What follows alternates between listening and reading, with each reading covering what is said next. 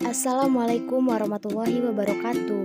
Halo semuanya, kenalin nama aku Armi Yusnita dari Prodi S1 Ilmu Komputer, jurusan Ilmu Komputer, Fakultas Matematika dan Ilmu Pengetahuan Alam.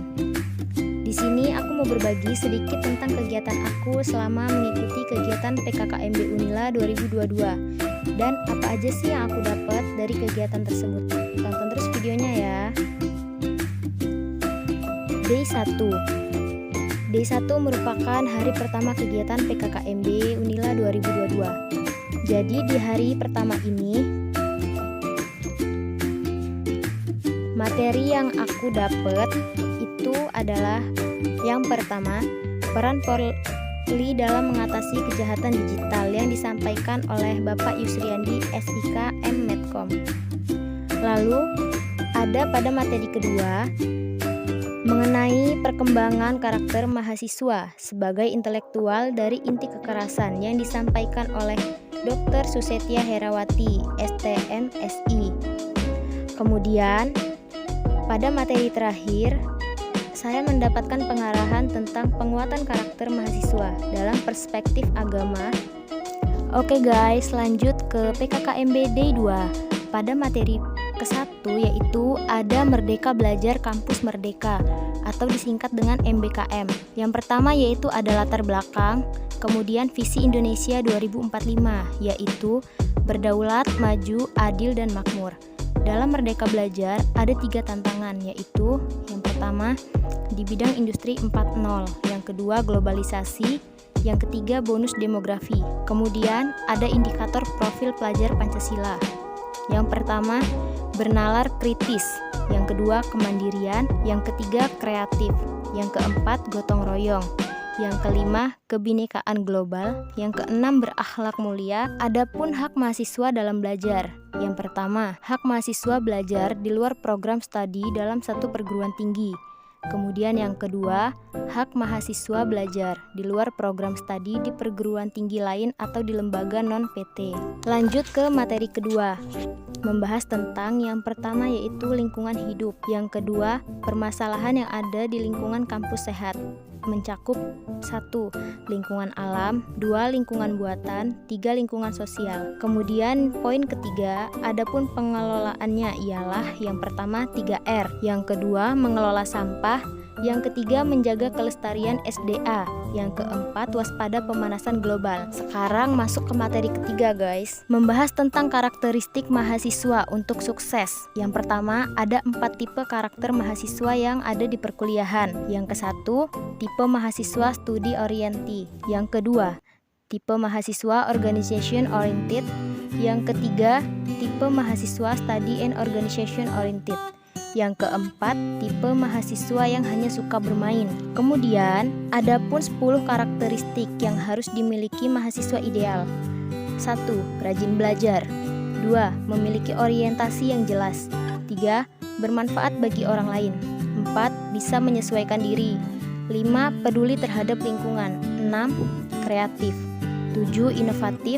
8. Disiplin. 9. Memiliki cita-cita yang tinggi. 10. Rendah hati. Kemudian, ada 5 cara menjadi mahasiswa ideal. Yang pertama, mematuhi peraturan yang ada. Yang kedua, kembangkan diri sesuai minat. Yang ketiga, aktif membaca dan memahami masalah yang ada. Yang keempat, jujur, berintegritas, dan sopan. Yang kelima, lakukan yang terbaik selama berkuliah.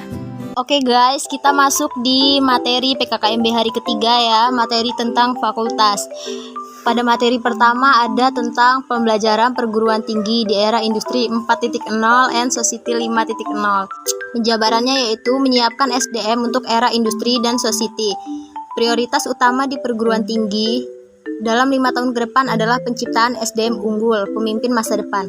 Proses utamanya adalah pembinaan, pembelajaran, pencetakan karakter mahasiswa perguruan tinggi, magang, pertukaran pelajar, proyek di desa, wirausaha, riset, studi independen, dan kegiatan mengajar di daerah terpencil.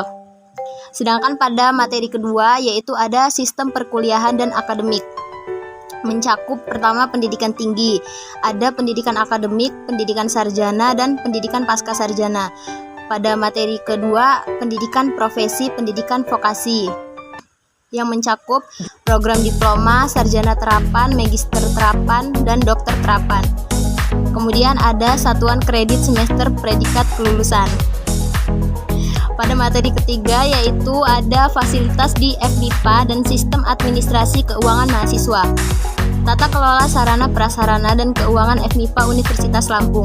Tugas pokok dan fungsi wakil dekan bidang umum dan keuangan FMIPA membantu dekan FMIPA dalam memimpin pelaksanaan kegiatan di bidang administrasi umum dan keuangan.